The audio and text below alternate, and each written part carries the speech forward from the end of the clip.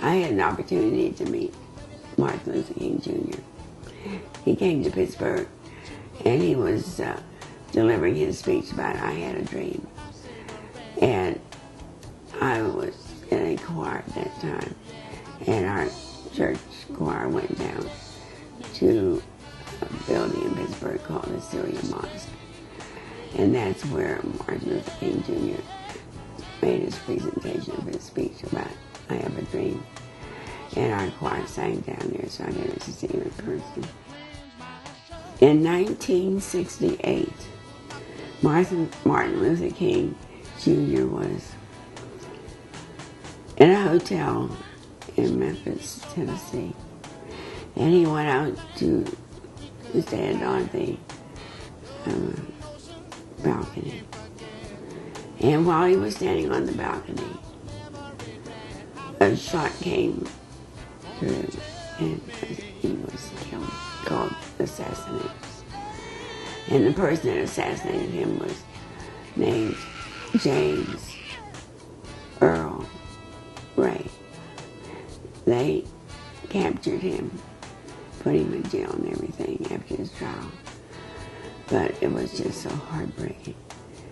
People just cried and cried to know that our leader had been murdered because he was our leader. When Martin Luther King Jr. was assassinated, the blacks were so furious, they went on a rampage, and they started burning whatever they could see. They burned white businesses, and they just about burned the neighborhood down where we were.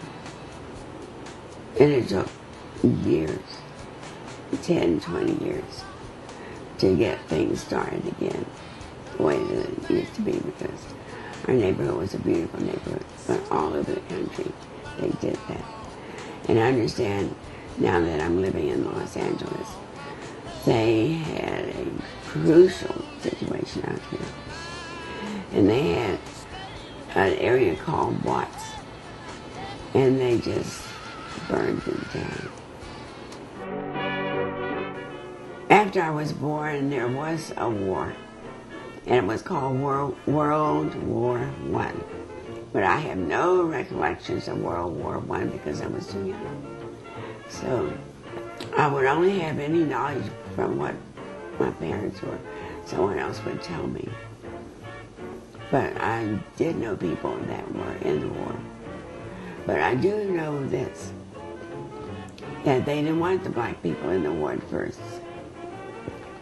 They wanted all white people.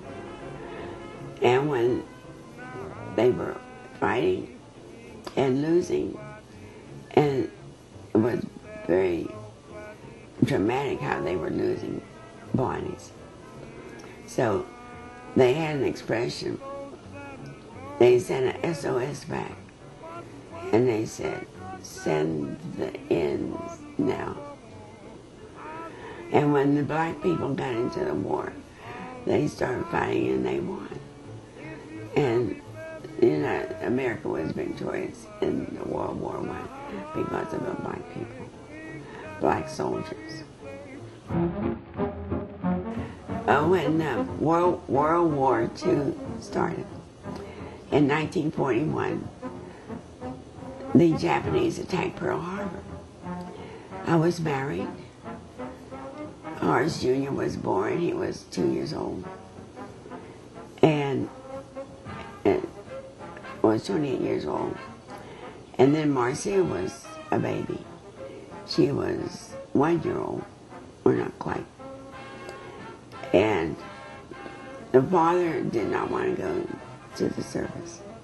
So he found himself a job with Navy Yard, because if you did things for defense, you would be excluded. And we were happy he did that in a way, because he felt that he wanted to be at home with his family. So he did not have to go to the war, because he helped make ships down at the American Bridge Company.